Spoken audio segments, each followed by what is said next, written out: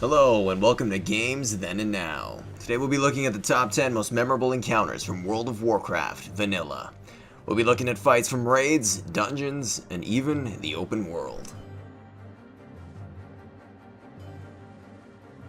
At number 10, we have Acar. Acar is the infamous Gnoll Chief located in southern Elwyn Forest, right before the border to Westfall of the human starting zone. And he was part of the quest Wanted, Acar. Though only a quest mob, Acar was one of the first elite mobs that new players in WoW will encounter. Thus, Acar became known as one of the earliest mobs that actually posed a real threat to new players. Acar's infamy became so prominent, the players would regularly form entire 40-man raids of level 1 characters to try and bring down the elite Gnoll. He is also frequently the subject for many in-game jokes, with players often trolling that he drops rare or legendary items. During the Cataclysm revamp, Acar remains in his original location, but his story has expanded somewhat. His hill is now renamed Acar Hill, and instead of killing him, Acar is taken captive and transported to the Stormwind Stockade, where he becomes a boss in that dungeon. Acar also has his own legendary Hearthstone card that will allow you to summon an additional Gnoll minion to assist you.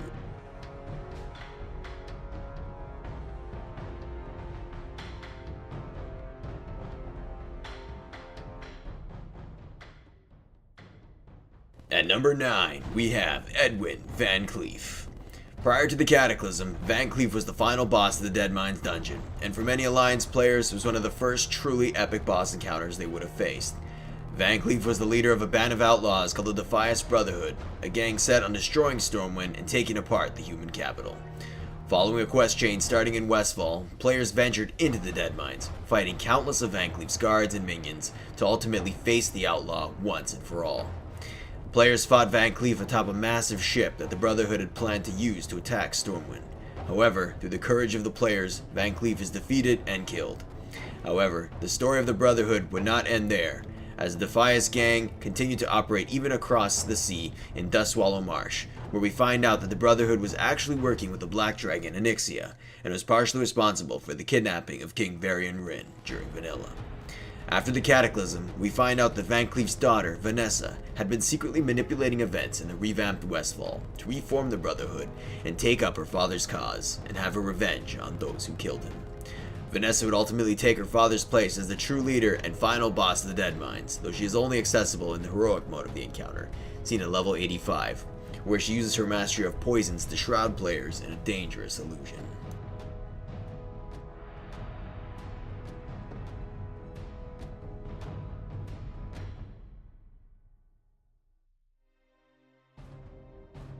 Number 8. Bayless the Corrupt. Also known as the Guild Killer, Vale is the second boss in Blackwing Lair, and was, and still is, considered to be one of the most brutal encounters to have ever been implemented in the game. Vale originally tries to help players by challenging and fighting the Black Dragon Nefarian. However, he loses the battle and is corrupted by the evil dragon. Vale was also a crucial part of the quest to open the Gates of Ahn'Qiraj, and was said to hold a shard of the Scepter of the Shifting Sands, until it is stolen by Nefarian, who proceeds to destroy the shard. If players failed to reach and defeat Nefarian within 5 hours, he would destroy it. During the encounter, before being fully corrupted, Vale buffs the raid with an ability called Essence of the Red. It allowed for players to have near infinite mana, energy, or rage regeneration. However, with this powerful buff came another debuff, called Burning Adrenaline, which he would cast on random mana users and on the current tank every 45 seconds. This debuff would increase damage done by 100%, increase attack speed, and reduce spellcast to instant. But it would also reduce the player's max health by 5% every second until the player died. This was completely unavoidable, meaning a total of 4 tanks would have been needed to kill him. Each would have had to coordinate their threat accordingly, while healers would have had to keep their healing in check to make sure the debuff tank and the new tank swapped successfully. This would happen along with Vale's other abilities that made the encounter extremely difficult, causing guilds to wipe for weeks and even months on this boss, something particularly frustrating considering how early Vale is in Blackwing Lair.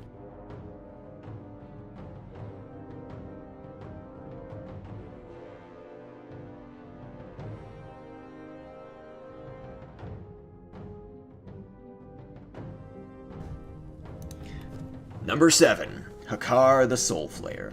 Acar the Soulflayer is the final boss in the original Zul'Gurub raid. Though the encounter itself was challenging and quite interesting, one ability stands above the rest in terms of its notoriety. I am of course talking about Corrupted Blood.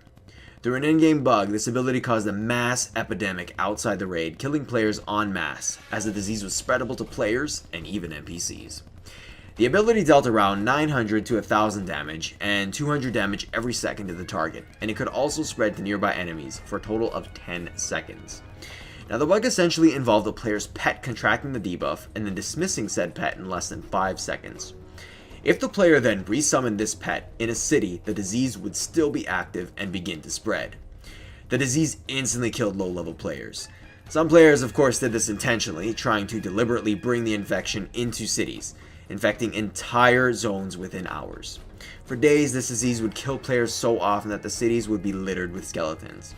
This caused much frustration among players until Blizzard eventually fixed the buff, making it so that it could only exist within Zul'Gurub, and eventually making it so that pets just couldn't get the debuff.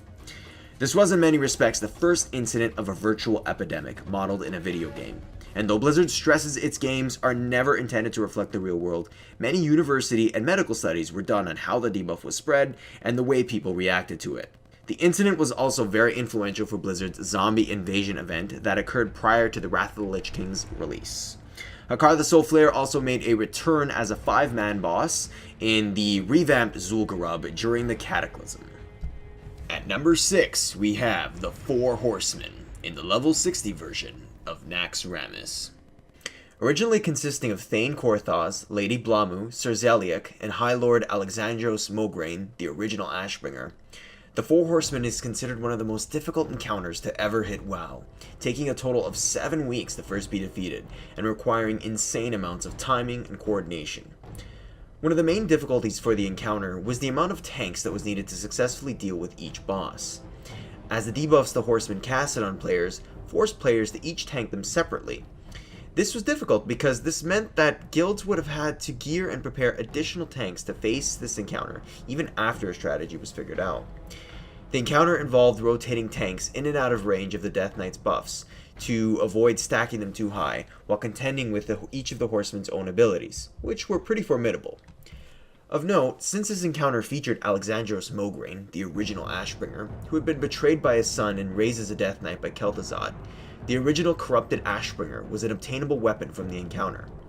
Aside from its unique appearance, the weapon also had unique interactions with the Argent Dawn faction, causing players to become hostile with the denizens of the old Light's Hope Chapel, temporarily. Further, if a player entered the Scarlet Monastery dungeon before it was revamped with the corrupted Ashbringer, an event would take place where all mobs in the dungeon would become friendly and bow before the player, ending with the spirit of Mograine killing his son who had betrayed him, Reyno Mograine, the former final boss of the Scarlet Monastery. Though no longer obtainable as a drop, as Mograine was removed from Naxxramas, the weapon can appear on the black market auction house, easily fetching over 500,000 gold, as the corrupted Ashbringer remains one of the most sought after and rarest items ever to hit WoW. Number 5. Now, upon reaching the halfway point, I must say every single one of these last 5 encounters is really memorable, and they're all really well done. So I had a really difficult time choosing what order they're presented in. But I chose them based on their sort of longevity and, how fondly people remember them and whatnot. So without further ado, number 5, Kelthuzad. Kelthuzad was the final boss of the original Naxxramas, and was the last official boss of Classic WoW. Due to the intense difficulty of Naxxramas in those days, in general, few players actually saw Kelthuzad, let alone killed him.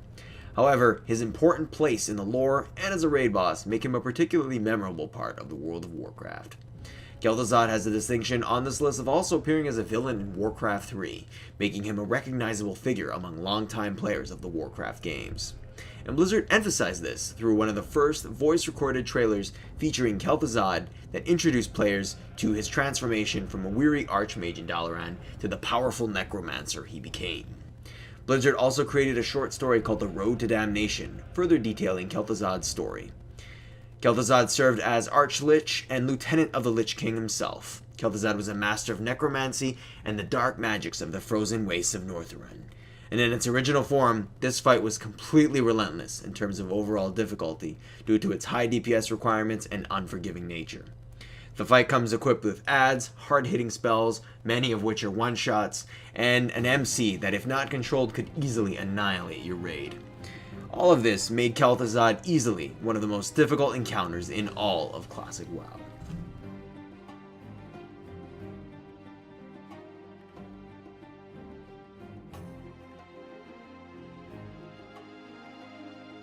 Number 4. Nefarian. Nefarian is the final boss of Vanilla's Blackwing lair, and is one of the eldest children of the Black Dragon aspect, Deathwing. Along with his sister Onyxia, Nefarian worked tirelessly to bring about an end to the Horde and the Alliance. Nefarian seizes control of Blackrock Mountain, and manipulates Ren Blackhand and his Horde to serve him in exchange for power. Nefarian had also been experimenting with the blood of different dragonflights in order to create a chromatic dragonflight that he would control. As an encounter, Nefarian is memorable not just for his difficulty, but also his unique mechanics. Of note, Nefarian had an ability called Shadow Flame that could kill any raid member not wearing a special cloak, called the Onyxia Scale Cloak, attainable after defeating his sister, Onyxia.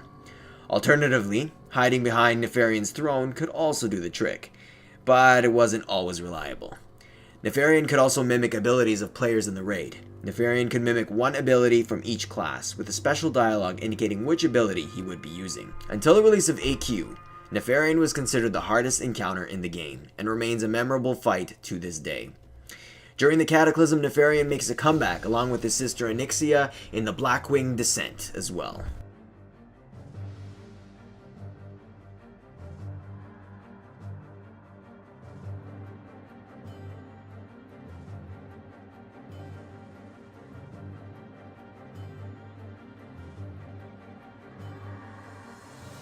Number 3. Cthulhu. Cthulhu is the final boss of the Temple of Ahn'Qiraj, and is the first of the old gods that we face as players in a raid, and was considered to be one of the most difficult encounters in the game even after the release of Naxxramas and the Burning Crusade. In its initial release, the encounter was, for all intents and purposes, completely unkillable, even amongst the top, most progressed guilds. In fact, Cthulhu's original iteration was so difficult, Blizzard actually went ahead and hotfixed it, making Cthulhu considerably more manageable, especially in its crazy second phase, in which players are eaten and thrown into Cthulhu's stomach, similar to the later encounter of Yogg-Saron, where players are brought into his brain. It made Cthulhu considerably more manageable after, but nevertheless, the brutality of this encounter, even after the nerf, makes it extremely memorable as a boss.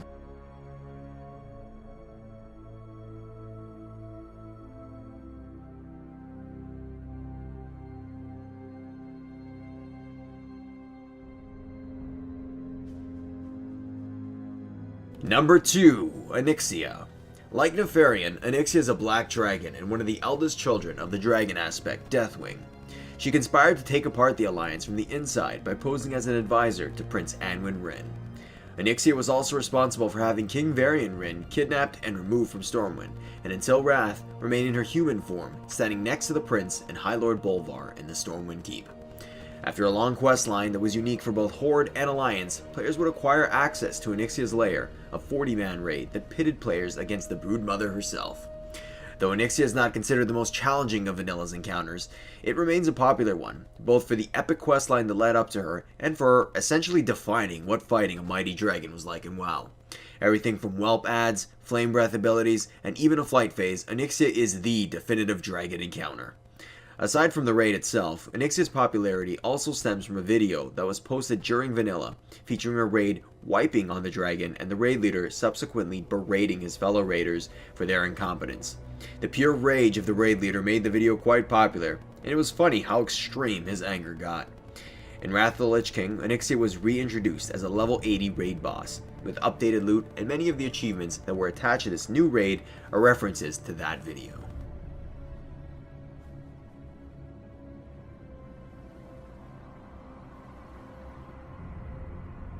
Before we talk about our top spot, let's have an honorable mention for Baron Rivendare. Baron Rivendare is the final boss in Stratholme, a high-level 5-man dungeon that at the time required keen awareness and strategic play. Rivendare was the objective of a questline to rescue Argent operatives who had been captured in the old Stratholme. Players would have to clear the dungeon and defeat Rivendare before a timer would run out, causing Rivendare to execute the Argent captives, adding an additional challenge to an already demanding encounter and dungeon. Thematically, Rivendare has always been a favorite, both for his unique place in Stratholme and the lore behind him as a Death Knight. Rivendare is also quite memorable because of the extremely rare mount he drops, Baron Rivendare's Death Charger, a mount that continues to be sought after by mount collectors even today. In Wrath of the Lich King, Baron Rivendare appears as a quest giver in the Death Knight starting zone, and later takes up the role of leader of the new Four Horsemen in the revamped Naxxramas, taking the place of Alexandros Mograine. In his place in Stratholme now stands Aureus Rivendare, a former paladin and quest giver in the original Stratholme, who has become corrupted by the dark powers of the Scourge. Many suspect that due to the identical last name, Aureus may be the Baron's son. And at number 1, none other than the Fire Lord himself, Ragnaros. Ragnaros is the final encounter of the Molten Core, WoW's first official 40-man raid, and takes the top spot for being both an interesting encounter and an incredibly memorable experience, being WoW's first epic end boss. After clearing the rest of the raid, players would come across Majordomo Executus. Unlike most encounters, you don't actually kill Executus to proceed. Instead, you must defeat all of his minions, forcing him to submit and ultimately summon the final boss, Ragnaros. In vanilla, the key to defeating Ragnaros was ample amounts of fire resistance. Though no longer a part of the game, resistance has played a big part in early raids, and Ragnaros was a prime example. Tanks, especially your main tank, would need a full set of fire resistance gear, allowing them to handle the fury of Ragnaros' fire spells. Ragnaros is involved in not one, but 2 legendary quests, both for the famous Thunder Fury Blessed Blade of the Windseeker and Sulphurous Hand of Ragnaros. Overall, Ragnaros is the epitome of the raid boss, and helped define what WoW's raid scene would look like from then on.